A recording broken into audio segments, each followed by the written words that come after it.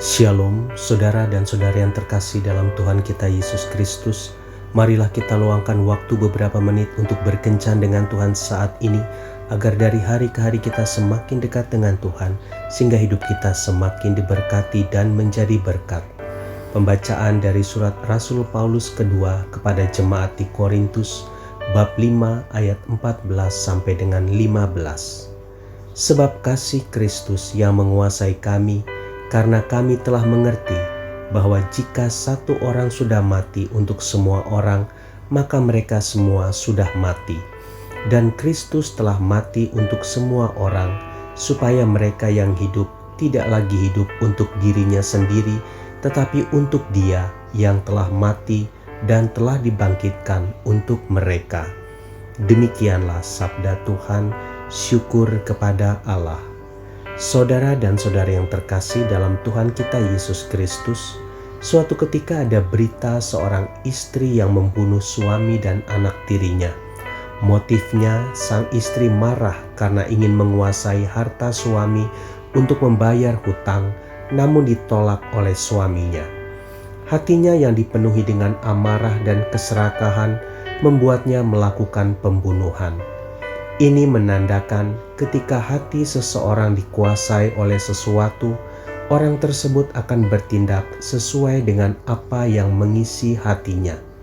Hati yang dikuasai oleh amarah akan menghasilkan amarah dan tindakan yang berbahaya. Saudara dan saudari yang terkasih dalam Tuhan kita Yesus Kristus, hati Paulus dipenuhi dengan kasih Kristus karena dia mengerti makna kematian Kristus. Kristus mati bukan karena dosa-dosa maupun kesalahannya sendiri. Kristus mati bukan untuk dirinya sendiri, melainkan untuk menebus manusia dari kuasa dan hukuman dosa. Kematian Kristus menyebabkan orang percaya ikut mati dalam kematiannya secara rohani, sehingga mereka menerima pengampunan dosa dan hidup yang baru. Kasih Kristus yang diwujudkan dalam kematiannya ini yang menguasai hati Paulus. Kasih seperti ini yang menguasai Paulus menekan dalam hati dan dirinya, sehingga ia menjalani hidupnya bukan lagi untuk dirinya sendiri, melainkan untuk Tuhan.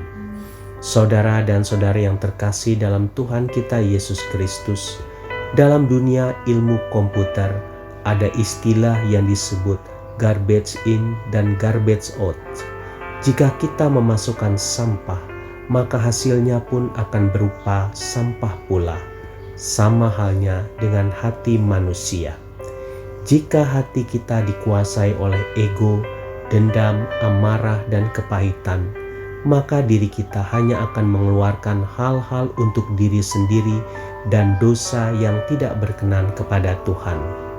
Namun jika hati kita dipenuhi oleh kasih Kristus, kasih yang penuh pengorbanan, pengampunan, belas kasihan, dan memberi, maka kita akan hidup bukan lagi untuk mencari kesenangan dan kepentingan diri sendiri, melainkan hidup untuk menyenangkan hati Tuhan dan untuk kemuliaan-Nya.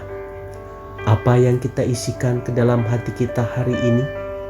Isilah dengan firman-Nya dan berdoa kepadanya. Pahami dan alamilah kasih Kristus yang Ia berikan kepada kita secara pribadi, maka kita akan mengerti dan dikuasai oleh kasih-Nya, sehingga apa yang kita lakukan semata-mata adalah kasih, baik kepada Tuhan maupun sesama. Tuhan Yesus memberkati. Marilah kita berdoa dalam nama Bapa dan Putra dan Roh Kudus. Amin. Tuhan Yesus, aku ingin mengisi hatiku dengan kasih dan firman-Mu, karena aku rindu perkataan dan perbuatanku menjadi berkat bagi sesamaku. Amin. Dalam nama Bapa dan Putra dan Roh Kudus. Amin.